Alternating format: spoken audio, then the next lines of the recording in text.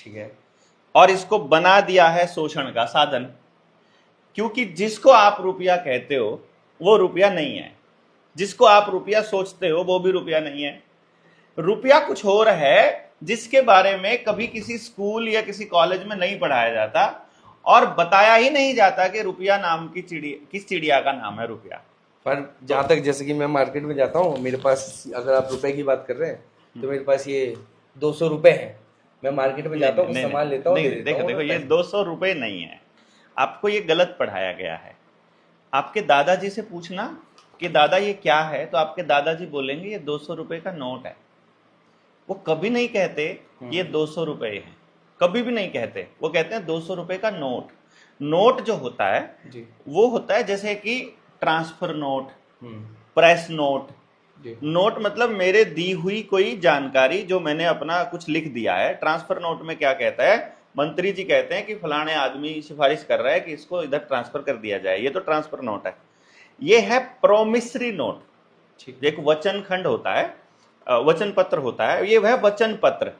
इसके ऊपर वचन खंड लिखा है बकायदा, गवर्नर के नीचे साइन है, इस पे वचन लिखा है मैं धारक को 200 रुपए अदा करने। धारक कौन, जिसके हाथ में ये है जी। यानी गवर्नर कह रहा है आरबीआई का कि जिसके पास ये 200 का नोट है मैं उसे 200 रुपए देने का वादा करता हूं। यानी आप आरबीआई के गवर्नर के पास जाएंगे और अपना ये 200 रुपये का नोट उसको पकड़ाएंगे तो वो आपको 200 रुपए देनदारी है उसकी। जैसे आप यहां से एक पर्ची बना दो और जो दुकानदार है वो आपको जानता हो और आप लिख दो उसके ऊपर कि 10 किलो खांड, 1 किलो शक्कर, 1 किलो चावल वो धारक को दे दिए जाएं। यानी कि आप कह दो अपना साइन करके कि मैं धारक को 2 किलो या 10 किलो खांड देने का वादा करता हूं। अब वो आदमी उस नोट को लेके जाएगा, दुकानदार को ये नोट यानी वो पर्ची पकड़ा देगा, दुकानदार उसके बदले में उसको सामान दे देगा। ये उस सामान की कीमत नहीं है, जो पर्ची दी है ना दुकानदार को, वो उस सामान की कीमत नहीं है, लेकिन उस दुकानदार ने आपके प्रॉमिस को, आपके लिखे हुए को रुपया मान लिया। उन्होंने कहा ये पर्ची आ गई मतलब आपकी तरफ से रुपया आ गया समझो, अब मैं ये पर्ची देकर कभी भी आपसे वो धन का जो सिंबल है वो ले लूंगा। जैसे इसको आपको अगर समझना और थोड़ा गहराई से समझना हो, जैसे मैं अगर आपसे पूछूं कि किलो क्या है, अगर मैं यही सवाल आपसे पूछने लग जाऊं तो कि किलो क्या है, बताइए किलो क्या है? को भार नापने के लिए किलो होता है। नापने के लिए भार का मापक, देखो भार का मापक किलो, द्रव्यमान का मापक लीटर, समय का मापक सेकंड, इसी तरह से मूल्य का मापक रुपया। अब मैं पहले किलो पे आता हूं जी।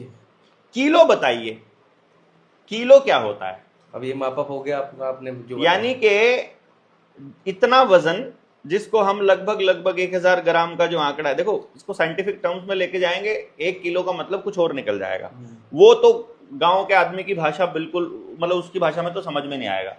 मोटे तौर पे मैं आपको ये बता दूं, जस्ट ये तो आप नोट पकड़िए अपना, इसको रुपया समझते हो। मैं आपको मोटे तौर पे ये बता दूं कि जो आपका गांव का आदमी है उससे अगर आप पूछोगे, मैं छोटा था तो एक सवाल पूछा जाता था कि बताओ 1 किलो रुई ज्यादा भारी होती है कि 1 किलो का बट्टा, आप बताओ। दोनों का वजन एक है पर हल्की रुई लगेगी। देखो क्या बात करते हो, ये साइकोलॉजिकल इंपैक्ट है भाई। दोनों का मैंने बोला दोनों में से भारी कौन सी है, मैंने ये नहीं पूछा आपको भारी कौन सी लगती है या कौन सी नहीं। देखो रुई, अगर मैं आपको ये कहूं एक पॉलिथीन में लोहा भरा है और एक पॉलिथीन में रेत भरा है और एक पॉलिथीन में रुई भरी है, तो रुई हल्की है सबसे ज्यादा। बट जब मैं ये कह रहा हूं 1 किलो रुई और 1 किलो का बट्टा या 1 किलो शक्कर, तीनों में से कौन सी ज्यादा भारी होगी? तीनों बराबर है। बराबर है। हाँ। एक को मैंने तोला है सोने वाले बट्टे से 1 किलो का, ठीक है। एक मैंने चांदी वाले बट्टे से तोला है, ठीक है। और एक मैंने कागज का बट्टा था 1 किलो का, 1 किलो का ही बट्टा था, लेकिन तो तीनों में से अब कौन सी भारी होगी? तीनों का वजन एक है, तीनों 1 किलो है। हाँ, तीनों का 1 किलो है, 1 किलो ही है। कीमत मतलब सोने वाले बट्टे से तो लो, लोहे वाले से तो लो, चाहे बराबर में आपने 1 किलो घी या गेहूं कुछ रख रखा है, सबका कोई फर्क नहीं पड़ता। नहीं। इसका मतलब धातु से कोई फर्क नहीं पड़ता कि बट्टा किस चीज का है। हाँ। मकसद 1 किलो से होना चाहिए। राइट। इसी तरह से आपने ये 20 रुपए का नोट दिया, 200 रुपए का नोट दिया, जी। अगर मैं ऐसे ऐसे नोट लेकर जाऊं, 1 रुपए का नोट है ये, हाँ। ऐसे ऐसे नोट जो आपने मुझे बताया, हाँ। वैसे नोट लेने के लिए ऐसे ऐसे मुझे 100 देने पड़ेंगे, हाँ 200 200 देने पड़ेंगे, ऐसे ऐसे 100 देने पड़ेंगे, हाँ। ऐसे ऐसे मुझे 40 देने पड़ेंगे। हाँ। ये 5 रुपए का है। छपाई करने में जहां तक मैं समझता हूं लगभग लगभग बराबर इंक लगी हुई है। हाँ। इसका मतलब अगर मैं इस नोट में लूंगा तो उस नोट से 40 गुना ज्यादा खर्चा होगा ये वाला नोट बनाने में, बिल्कुल, और 200 गुना खर्चा होगा ये वाला नोट बनाने में। बिल्कुल। लेकिन सरकार इसको भी बना रही है, उसको भी बना रही है। कमाल की बात यह है कि 500 रुपए के नोट पर भी लिखा है मैं धारक को 500 रुपए अदा करने का वचन देता हूं। 5 रुपए के नोट पर भी लिखा है, 2 रुपए के नोट पर भी लिखा है। 1 रुपए के नोट पर तो कहीं नहीं लिखा है कि मैं धारक को 1 रुपया देने का वचन देता हूं। इसके ऊपर तो सीधा 1 रुपया लिखा है। उस पर 200 रुपए लिखने में इनको क्या तकलीफ थी भाई? वाकई मतलब ये बिल्कुल नोटिस करने वाली बात है। मैं शायद पहली बार नोटिस कर रहा हूँ, बहुत लोगों को पता भी नहीं होगा इस 1 रुपए के सिक्के। इस पे तो मात्र 1 रुपया लिखा है। हाँ। इस पे तो सिर्फ 1 रुपया लिखा है, और बाकियों पर लिखा है मैं उतने रुपए देने का वादा करता हूं। बिल्कुल। इसका मतलब ये 1 रुपया हो सकता है। हाँ, अभी भी आप कह रहे हैं इसमें भी संदेह है आपको। ऑब्वियसली अभी तो मैं अभी क्लियर करूंगा ना। इसका मतलब है ये 1 रुपया हो सकता है, लेकिन ये 500 रुपया नहीं है, ये कन्फर्म है, ये 500 रुपए का नोट है। हाँ। अब पंगा ये हुआ कि ये अपनी टीम ने पहले करा हुआ है, और आपके हमारे दर्शक जितने लोग देख रहे हैं, मैं उन सब लोगों को ये बताने के लिए कि असल में रुपया क्या होता है, एक बार अपने पड़ोस में किसी सुनार के पास चले जाओ, उसको बोलो हमें पुराने ये चांदी वाले सिक्के चाहिए, चांदी वाला 1 रुपए का सिक्का, इस पर भी 1 रुपी इंडिया लिखा है। ये चांदी वाला सिक्का है, इस पर भी 1 रुपी इंडिया लिखा है। ये सिक्का मेरा है 1862 का, ये मेरा सिक्का है 1916 का, और ये मेरा 1 रुपए का सिक्का है 2007 का। ठीक है, मैंने 3 सिक्के भारत के दिए आपको, तीनों के ऊपर ये लिखा है 1 रुपी इंडिया, तीनों पे लिखा है, और इस पर भी लिखा है भारत सरकार। एक चीज मैं आप लोगों को और बता दूं इस 1 रुपए के नोट और बाकी के नोटों के विषय में। ये 1 रुपए का नोट है, इसके ऊपर लिखा है भारत सरकार, ध्यान से देखिएगा, गवर्नमेंट ऑफ इंडिया जी। बाकी के किसी भी नोट, आपके वाले 2 रुपए पे भी लिखा होगा फिर तो भारत सरकार। अगर वो भारत का रुपया है और भारत के लोगों ने, सरकार ने बनाया है, तो लिखा है भारत सरकार। नहीं, क्यों? भारत यहां भारत सरकार लिखने में क्या मतलब शाही खत्म हो रही थी उनकी? मतलब क्या तकलीफ है? तकलीफ क्या है? उतनी तो शाही भारत सरकार लिखने में लगती है, उतनी भारतीय रिजर्व, बल्कि भारतीय रिजर्व बैंक लिखने में ज्यादा शाही लगेगी, भारत सरकार लिखने में कम अंक लगते हैं। बिल्कुल सही बात कही, मैं पहली बार नोटिस कर रहा हूँ, सच बताएं। ठीक है ना? मैक्सिमम लोगों को ये बात वाकई नहीं पता होगी कि अब ये बात आ ही गई है, तो ये भी बता दीजिए क्यों ऐसा भेदभाव। ये ऐसा इसलिए क्योंकि ये जो 1 रुपया है ये छापती है भारत सरकार। ठीक है। और ये जो नोट है बाकी के 2 रुपए का, 5 रुपए का, 10 रुपए का, 100, 100, 200, 2000, ये छापता भारतीय रिजर्व बैंक। ठीक है। और भारतीय रिजर्व बैंक और भारत सरकार दोनों अलग अलग चीज है। भारतीय रिजर्व बैंक इंग्लैंड के अधीन है अभी भी, बैंक ऑफ सेटलमेंट के, बिल्कुल अभी भी। अभी भारतीय रिजर्व बैंक एक भी निर्णय बोर्ड ऑफ डायरेक्टर से पूछे बिना नहीं ले सकता। और भारतीय रिजर्व बैंक के बोर्ड ऑफ डायरेक्टर में कौन बैठा है? नंदन नीलकेणी, आनंद महिंद्रा, रतन टाटा तो मर लिया, अजीम प्रेम जी जैसे लोग बैठे हुए हैं अभी भी board of director. Board of director किसका होता है? कंपनी का होता है कि सरकार का होता है? कोई कंपनी होती है उसका होता है। वो क्यों बैठे हैं? उसकी मर्जी के बिना सरकार एक नोट बंद नहीं कर सकती, उनकी मर्जी के बिना एक नोट छाप नहीं सकती, लेकिन 1 रुपए का नोट अपनी मर्जी से छाप सकती है। तो 1 रुपया भारत सरकार का है, और बाकी का रुपया वो के बाकी के नोट एक प्राइवेट रिजर्व बैंक के, एक प्राइवेट कंपनी के, ठीक है, उसमें वादा है। हाँ। इसमें 2 चीजें लिखी हुई हैं, ध्यान से देखिएगा। हाँ। भारतीय रिजर्व बैंक लिखा है, हाँ। साथ में नीचे लिखा है केंद्रीय सरकार द्वारा प्रत्याभूत।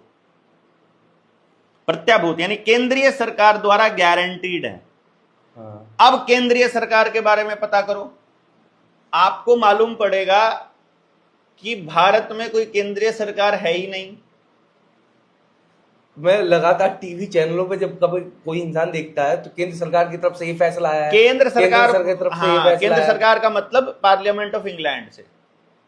केंद्र सरकार भारत की सरकार का नाम नहीं है। आप तो केंद्र सरकार कहीं पर भी लिखा नहीं मिलेगा। मैं अब थोड़ा सा कंफ्यूज हूँ। अरे भाई साहब, सरकारी दस्तावेज आएंगे, हाँ। कोई सरकारी दस्तावेज के ऊपर आपने केंद्र सरकार लिखा देखा है? अगर मंत्रालय का नाम लिखा होता है, हाँ। भारत सरकार के अधीन होता है, और नीचे एडिशनल चीफ सेक्रेटरी या चीफ सेक्रेटरी के साइन होते हैं, मुख्य सचिव के या फिर अतिरिक्त मुख्य सचिव के लिखे होते हैं ना। तो आप कह रहे हैं कहीं भी केंद्र सरकार नहीं लिखा है ही नहीं ना। आपके देश की सरकार के 3 नाम हैं। हाँ। भारत सरकार, जिसे गवर्नमेंट ऑफ इंडिया कहते हैं, हाँ। भारत गणराज्य, रिपब्लिक ऑफ इंडिया कहते हैं। ठीक है। जब भी कहीं दूसरे देश में जाना होता है तो हमारा पासपोर्ट होता है, उसके ऊपर लिखा होता है भारतीय गणराज्य, हाँ। यानी रिपब्लिक ऑफ इंडिया, क्योंकि हम अलग अलग प्रदेशों का संघ हैं, बेसिकली हम गणराज्य हैं जी। और तीसरा नाम हमारे बारे में लिखा जाता है यूनियन ऑफ इंडिया। हाँ। यानी कि हम इंडिया के जितने स्टेट हैं, इंडिया जितना बना है उसका यूनियन है, हम यूनियन ऑफ इंडिया लिखा जाता है ना। हाँ। आप सुप्रीम कोर्ट में कोई भी केस हो जी। या हाई कोर्ट में कोई भी केस हो और वहां पर जब आपका और सरकार का कोई केस चल रहा हो और पुलिस आपके ऊपर कोई मुकदमा कर दे तो या तो लिखा जाता है state of Uttar Pradesh, state of Haryana versus फलाना ढिमकाना। जी। देवेंद्र के वर्सेस अगर केंद्र सरकार ने केस करना है, जिसको आप केंद्र सरकार बोल रहे हो, वहां केंद्र सरकार तो नहीं आता कि देवेंद्र बल्हारा वर्सेस केंद्र सरकार, वहां आता है Devendra Balhara versus union of India. वो जो सुप्रीम कोर्ट में जो सरकार, जो आपको जिसको आप पुलिस कहते हो या जिसको आप सरकार कहते हो, वो सरकार यूनियन ऑफ इंडिया है, केंद्र सरकार नहीं है भाई। कहीं संविधान के अंदर, कहीं किसी सरकारी दस्तावेज के अंदर, किसी जगह पर भी केंद्र सरकार का कहीं कोई जिक्र नहीं है। केंद्र सरकार का जिक्र आजादी के नाटक से पहले पार्लियामेंट ऑफ इंग्लैंड से जो रानी के आदेश आया करते थे उनको स्पेसिफाई करने के लिए लिखा जाता था कि केंद्र सरकार ये चाहती है, केंद्र सरकार ये चाहती है। अगर आप लोगों को कहीं दिखे ये केंद्र सरकार तो प्लीज कमेंट बॉक्स में जरूर बताइएगा, और किसी व्यूअर से हमारे अरे बताइए ना, हाँ उसको शेयर कीजिएगा, बताइएगा कि भाई यहाँ केंद्र सरकार लिखा है ऑफिशियल डॉक्यूमेंट के अंदर, तो ये केंद्र सरकार का ये है। और एक और कमाल की बात है, आरबीआई एक्ट 1934 पढ़कर देखोगे, इसके ऊपर लिखा है कि मैं धारक को 200 रुपए अदा करने का वचन देता हूं जी। आरबीआई एक्ट 1934 में लिखा हुआ है, यदि भारत सरकार वो गोल्ड देने से मना कर दे जिसको पीछे रखकर ये नोट छापे गए हैं, तो रिजर्व बैंक मुक्त हो जाएगा। अगर आपका नरेंद्र मोदी ये कह दे कि जो देवेंद्र कह रहा है वो सही है, गोल्ड के बिना नोट नहीं छप सकते, और हमारे पास है नहीं, अब हम तुम्हें दे नहीं सकते, तो ये कागज के टुकड़े के अलावा तो कुछ भी नहीं है, खाली प्रॉमिस है ना। फर्जी प्रॉमिस है इसका मतलब। फर्जी प्रॉमिस किसने किया? गवर्नर ऑफ इंडिया ने। कहां है वो गवर्नर ऑफ इंडिया? वो तो मर लिया, तो कोई जिम्मेदारी नहीं है।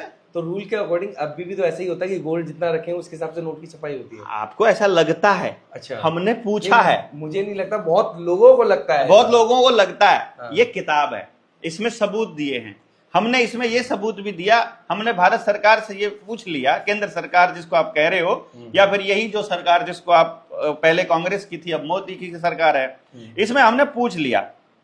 हमने इसमें पूछा तो इन्होंने हमारे जवाब दिया कि भाई आप जो ये रुपया मांगते हो ना, कि भाई, हमने कहा एक बात तो बता दो यार, कि ये जो नोट छापते हो किस हिसाब से छापते हो, पहले बता दो। तो कोई नियम होगा, कुछ पीछे रखते होंगे सिक्योरिटी, कोई और चीज रखते होंगे, कोई नियम होगा, वो नियम पहले किसी ने बनाया होगा जी।